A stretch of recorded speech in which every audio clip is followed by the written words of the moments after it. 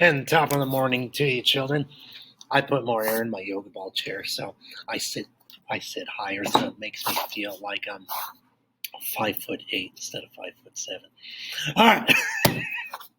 Today we're going to talk about our immune system and our causes of diseases.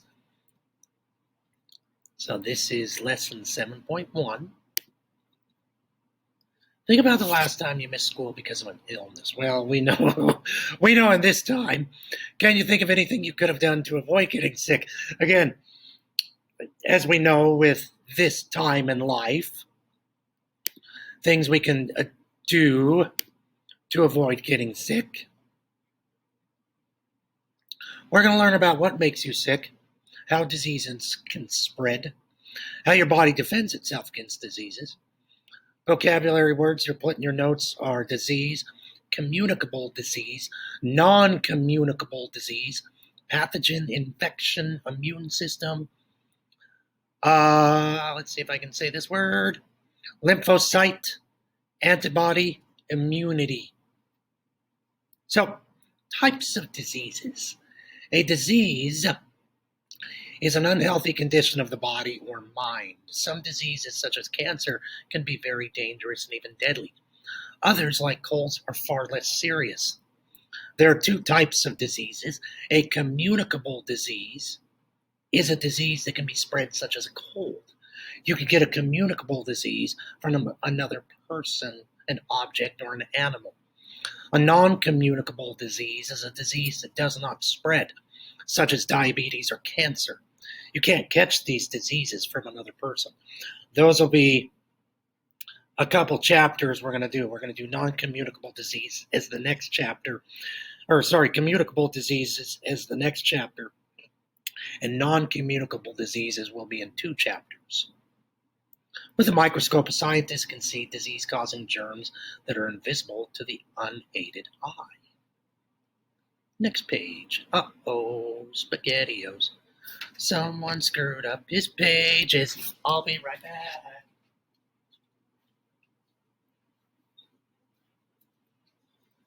back. Darn that, Mr. Shornack.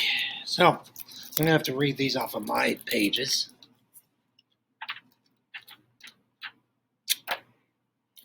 Don't tell Mrs. Gibbs. This will go against my evaluation. Here we go. I love bloopers.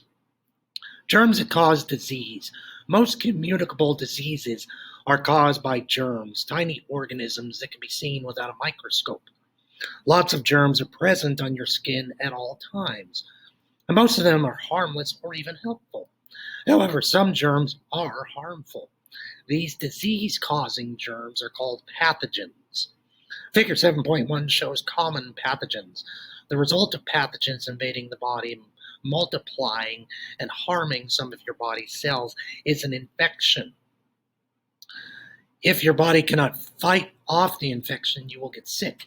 Obviously, we know that now during this time of COVID, hopefully a little more than we've known in the past. Figure 7.1. Common disease-causing germs. These photos show close-ups of 4 common disease-causing germs. Viruses. Description: small and simple disease-causing organisms. Some diseases they cause: colds, influenza, measles, some types of hepatitis, AIDS. Now we know COVID is a virus. Protozoa. Description: one-celled organisms more complex than bacteria.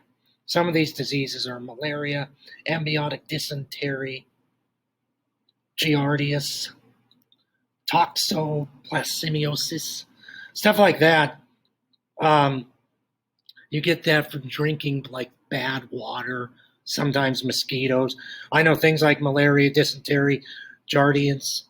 You can get that from drinking non-treated water. Bacteria. One-celled organisms larger than viruses. Some diseases are strep throat, gonorrhea, tuberculosis, Lyme disease, whooping cough. As we're going to learn with immune systems, the difference with viruses and bacteria is viruses You can't take antibodies or antibiotics for viruses. Some viruses you can take medicines for to clear up, like your colds, your flus. You can do those. Bacteria won't go away with over-the-counter medications. Stuff like that we have to take antibiotics for. Things like amoxicillin, Z-Pax, penicillin, as long as we're not allergic to penicillin. Some people are. And then fungus or fungi, one of the many called primitive organisms such as mold and yeast. Some of these diseases are athlete's foot, jock itch, ringworm, thrush, vaginal yeast infections. Those things, again, can be cured with over-the-counter drugs. Now let's see if I didn't screw up this next page. Hey, I'm a winner. How germs spread. There's lots of different ways germs can enter your body. You may even spread them without even knowing it. Figure 7.2 shows 4 most common ways that disease-causing germs are passed to people. Your first line of defense. You're exposed to millions of disease-causing germs each day. So why aren't you sick all the time? The main reason is that a healthy body is in good fighting shape. If you keep yourself healthy and strong, your body will destroy many pathogens before they can hurt you. Some pathogens are destroyed before they enter your body. Your natural defenses find and wipe out many of those that do not make their way. That's why we exercise. That's why we eat right. That's why we sleep. That's why we practice good hygiene. Ways germs can spread. Food and water. This picture shows some ways germs can spread. Try to think of ways you could block each of these routes in your body. Food or water. You can get an infection by eating or drinking impure food or water. Bacteria that cause food poisoning can be spread this way. That again is things like if we're eating not fully cooked chicken or pork, we can get bacteria like salmonella and trichinosis, and that stuff can kill us. Direct contact. You can pick up germs if you touch an infected area or another person. Germs that cause skin infections are spread this way. Some diseases, such as AIDS, are spread through direct sexual contact. We'll talk about that when we talk about the STIs chapter, the sexually transmitted infections. Direct or indirect contact. Some germs, eating. Teachers are always busy, know what I'm saying? We have to multitask. Some germs spread through the air. You can also pick up germs if you share cups, utensils, or other personal items with a sick person. That's COVID right now, guys. COVID is an airborne virus, but also if we share certain things with people who are sick, that's the same things with cold and flu, not just COVID. So if we share utensils, cups, certain things that we can get that virus. Contact with animals or insects. You can get an infection if an infected insect or animal bites you. Things like ticks, that can give you Lyme disease. That's why you want to make sure that you give your animals certain medications. That's how the bubonic plague started, kids, was because the fleas on rats, and then rats went around Europe, and, fleas jumped off. They got on people. People ate the rats, things like that. That's how the bubonic plague spread. Next page. General defense. Your body has barriers to protect you from pathogens. These include your skin and mucous membranes, which line the inside of your body parts, such as your nose, mouth, and throat. Body fluids, such as tears and saliva, are also barriers. They contain chemicals that destroy certain germs. If germs get past these barriers, your body responds with general reactions. They're called general because they're all the same for all pathogens. Special blood cells surround pathogens and destroy them. A chemical is released to stop viruses from reproducing. Fever or the rise in body temperature kills some pathogens and makes it hard for others to reproduce. your immune system. Your immune system is a group of cells, tissues, and organs that fight disease. One key part of the immune system is the lymphocytes. Let's see if I'm saying it right. Lymphocytes. White blood cells that attack pathogens. Some lymphocytes attack germs directly. Others produce antibodies, chemicals produced specifically to fight a particular invading substance. See figure 7.3. If the same germ enters your body again, existing antibodies will attack and destroy it. This resistance to infection is called immunity. Again, we kind of have that idea because we hear about this a lot with COVID. Figure 7.3. The immune system, the main line of defense. Excuse me. I need to pause this video real quick, kids.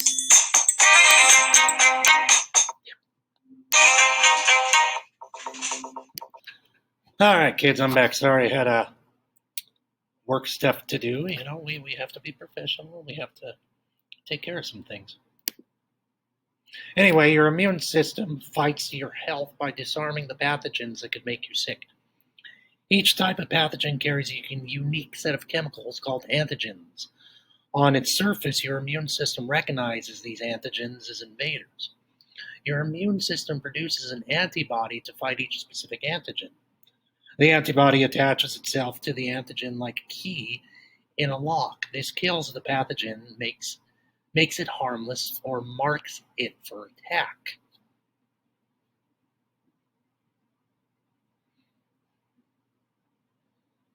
So we're not going to do the learning how germs spread.